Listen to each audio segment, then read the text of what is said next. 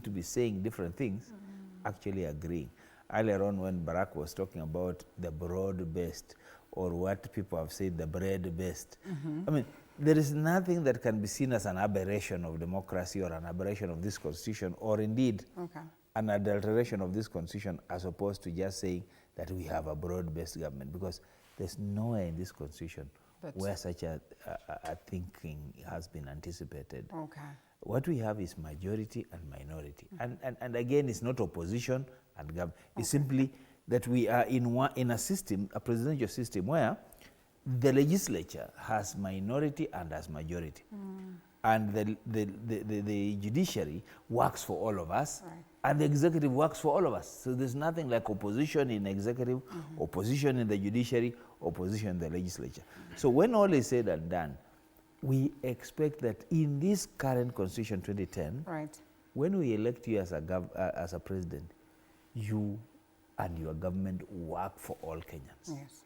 They may be the majority who supported you, but also the minority who might not have supported you have their way, their say. And that they do not dispute, at least the members of this broad-based government. You hear the brother of the Right Honorable Raila Odinga as well saying that we are actually not in the business of taking what is another person's share or another region's share.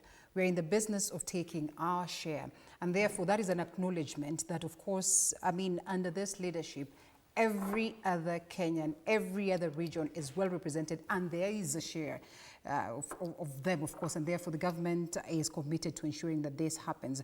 So when we look at this gentleman and perhaps listen to what it is Martin Olo speaks of, you know, that it is not envisioned in the Constitution that we have a broad-based government, yet this is history repeating itself.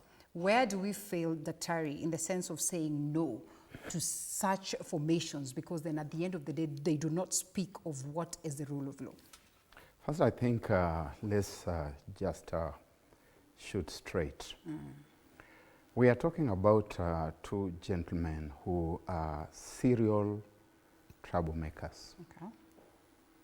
That whenever there's a crisis in this country of a violent nature, they are involved one way or the other. And when President Ruto talks about having been there for Mr. Odinga, he needs to be taken to task to explain what he means by having been there. That when you needed a man to stand behind you, I was there. He's talking about the 2008 post-election violence.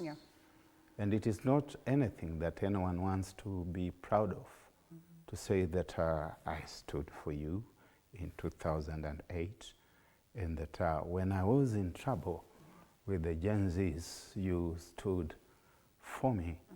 They're not saying that they stood for the nation. So they have these competing interests. He goes ahead to say that the Right Honorable Raila Odinga is standing with him right now, by him right now, simply because of the interest that he has for the people of Kenya. Which interests have been ambiguous, moved from ambiguity to vagueness, moved from vagueness to nihilism. We don't know what they are anymore, even those of us who thought at some point that we ideologically understood where President William Ruto was going.